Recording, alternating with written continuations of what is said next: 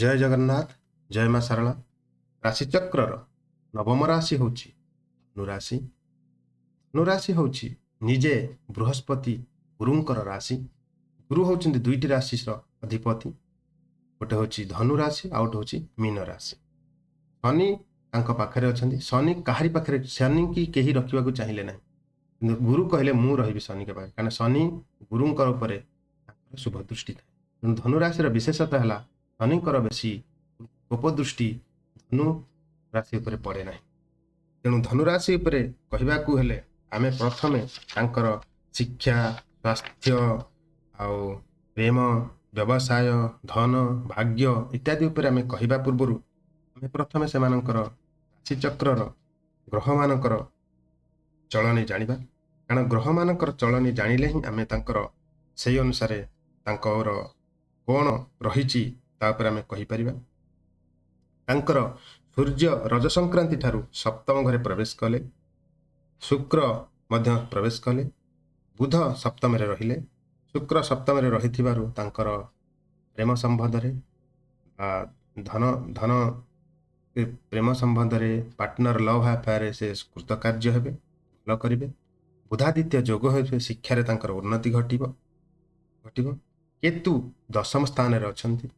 केतु दशम स्थान रे रहिथिबारु कर्म स्थान रे आपण कर्म क्षेत्र रे उन्नति करिवे। समस्तंकर प्रिय भाजन हेबे, बॉस रो मध्य प्रिय भाजन हेबे, अन्य को मोहित करै पारंती, धार्मिक होई पारंती, आपण शास्त्रज्ञ होई पारंती, आपण रुचि रहिबो विभिन्न प्रकार शिक्षा क्षेत्र रे रुचि भी रहिबो, तेनु पदोन्नतिर सुजोग मध्य से करै पारंती। आ कर्म क्षेत्र रे आपणकर उन्नति केतु एठारे दशम स्थान रे अत्यंत शुभ मात्रा रे कराइबे। आपण प्रेम संपर्क रे आपणकर उन्नति घटिबो, जेहेतु शुक्राचार्य आपणकर सप्तम घरे अछंती। ओके, आ शिक्षा रे आपणकर रहिबो बुधादित्य जोग रहुछि। स्वास्थ्य रे उन्नति घटिबो, स्वास्थ्य रे मध्ये कोनोसी प्रकार रो रहिबो नहीं। बृहस्पति षष्ठ स्थान रे रहिथिबारु, जेहेतु आपणकर बृहस्पति आपणकर निजर गुरु, निजर इष्ट, तेणु बृहस्पति षष्ठ स्थान रे अछंती। तेणु शत्रु माने आपणकर एठी सक्रिय रहिबे, सक्रिय हेबे।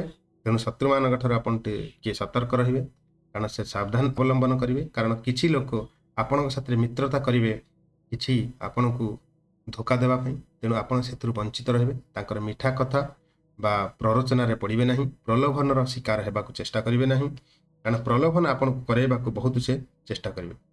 राहु आपणकर चतुर्थ रे अछंती, सेठु से कर्मस्थान को दर्शन देउछंती बा केतु ऊपर को दिए करछंती। तेणु से राहु आउ केतु आपणकर भल करेबे, शुभ करेबार अछि। तेणु सबुठु बड़ कथा हला आपणकर शनि। एक रे शनि तो आपणकर क्षति करंती नहीं बेसी, काहेकि ना जेहेतु सी हेले बृहस्पतिंकर राशि। शनि आपणकर पराक्रम घरे अछंती, तेणु आपण एथर समस्त प्रकार पराक्रम आपणक पाखे रही। शनि आपण को अद्भुतपूर्व मन रे साहस देबे, से न्यायदाता दंडदाता।